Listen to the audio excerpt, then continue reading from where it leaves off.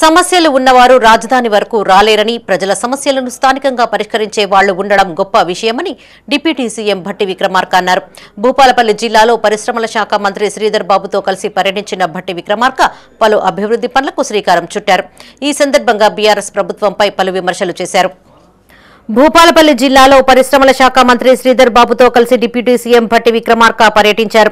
8.70 కోట్ల విలువైన సబ్స్టేషన్లను ప్రారంభించిన అనంతరం జిల్లా కేంద్రంలో ఏర్పాటు చేసిన బహిరంగ సభలో డిప్యూటీ సీఎం భట్టి విక్రమార్క మాట్లాడారు. కాంగ్రెస్ ప్రభుత్వం వస్తే కరెంటు ఉండదని గత పాలకులు దుష్ప్రచారం చేశారని గుర్తు చేశారు. ఈ ఏడాది మార్చిలో గరిష్టంగా 17,162 మెగావాట్ల విద్యుత్ డిమాండ్ ఏర్పడిందన్నారు. ఇంత డిమాండ్ ఉన్నప్పటికీ అంతరాయం లేకుండా విద్యుత్ సరఫరా చేశామన్నారు. ఇందుకు సహకరించిన అధికారులు సిబ్బందికి కృతజ్ఞతలను తెలిపారు. 28 లక్షల పంప్ సెట్లకు ఉచిత విద్యుత్ అందిస్తున్నామని, సాగుకు ఉచిత విద్యుత్ కోసం 11,500 కోట్లు కేటాయించామని చెప్పారు. పేదల ఇళ్లకు గృహజ్యోతి కింద 200 యూనిట్ల వరకు ఉచిత విద్యుత్ ఇస్తున్నట్టు తెలిపారు. 1,43,35,000 మంది రైతుల ఖాతాల్లో రైతు భరోసా జమ చేస్తున్నట్లుగా వివరించారు.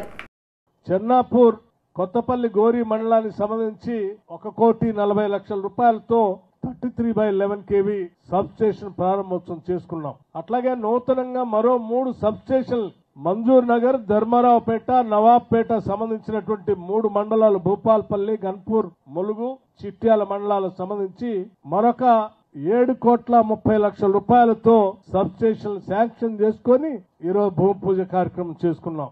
ఈ ప్రాంతానికి అవసరమైనటువంటి విద్యుత్ అవసరమైనటువంటి ఎన్ని సబ్ స్టేషన్లైనా అవసరం మేరకు ఈ రాష్ట్ర ప్రభుత్వం శాంక్షన్ చేయడానికి సిద్ధంగా ఉందని చెప్పడం కోసమే నేను ఈ లెక్కలు చెప్తా ఉన్నా.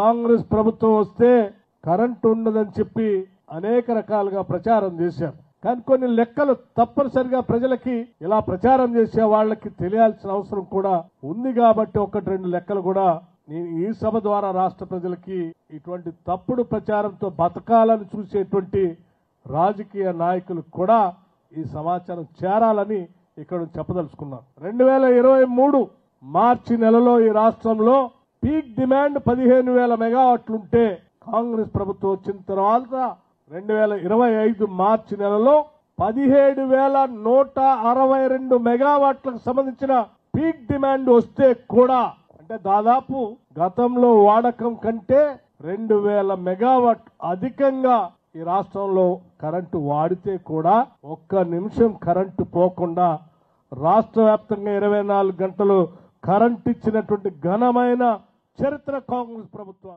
దాదాపు 1,40,00,000 రూపాయలతో మీ ఎమ్మెల్యే గారి చేతుల మీదుగా ప్రారంభోత్సవం చేసుకొని, మరి డిప్యూటీ చీఫ్ మినిస్టర్ గారి చేతుల మీదుగా ఈ రోజు మనం అందరం కూడా దాన్ని విద్యుత్తునిచ్చే కార్యక్రమం చేశాం. కొత్తగా ఇక్కడ విద్యుత్ ఉప కేంద్రాలు కావాలని సంవత్సర కాలం నుంచి మీ ఎమ్మెల్యే గారు గండ్ర సత్యనారాయణ గారు మంజూర్ నగరే గాని, ధర్మారావుపేట గాని, నవాబ్పేటకు సంబంధించి కొత్త విద్యుత్ ఉప కేంద్రాలు కావాలని అనేక సందర్భాల్లో మాతో పాటు ఇప్పుడు విద్యుత్ శాఖ మంత్రి, ఉప ముఖ్యమంత్రిగా ఉన్న భట్టి విక్రమార్క గారికి అనేక సందర్భాల్లో చెప్పడం జరిగింది. వాటన్నిటిని కూడా దృష్టిలో పెట్టుకొని మరి ప్రధానంగా విద్యుత్తుకు అంతరాయం కలగొద్దు. ఎప్పుడైనా లోడు పెరిగినప్పుడు ఆ లోడుకు సంబంధించి అక్కడ ఉప కేంద్రం మెరుగ్గా ఉంటే వినియోగదారులకు ఇబ్బంది లేకుండా ఉంటుందని ఆలోచన చేసి ఈ 3 విద్యుత్ కేంద్రాలను కూడా ఈ రోజు ఇక్కడే శంకుస్థాపన చేసుకున్నాం. దాని పరంగా దాదాపు 8 కోట్ల రూపాయలతో ఈ రోజు ఈ నూతన 33/11 విద్యుత్ ఉప కేంద్రాల శంకుస్థాపన కూడా చేయడం జరిగింది.